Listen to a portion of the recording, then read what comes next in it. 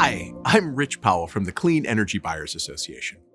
Our members are large energy buyers from medium-sized businesses, universities, and governments to high-tech, manufacturing, aerospace and defense, and large retail companies.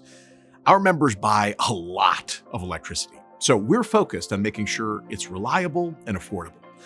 Today, we're at an incredibly exciting economic time in the US. We're bringing manufacturing back, building the future of AI infrastructure, and electrifying more and more of our industry.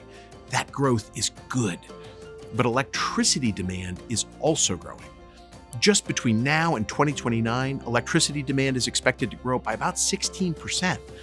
At the same time, without tax incentives, more than 160 gigawatts of new capacity won't be built by 2029, which adds to the shortage of electricity.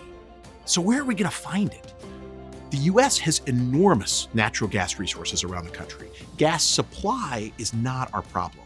But only 3 companies in the world make the great big turbines to turn that supply into electricity.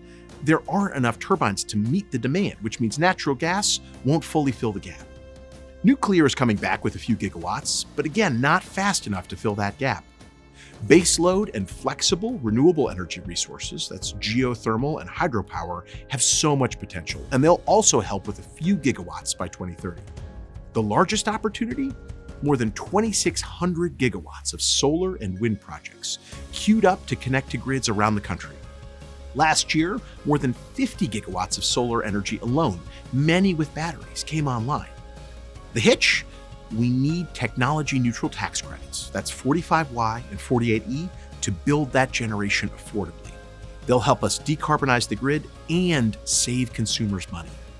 In a recent study, SEBA and NERA Economic Consulting discovered that if those credits are removed, it'll cost more than $40 billion a year in US electricity prices.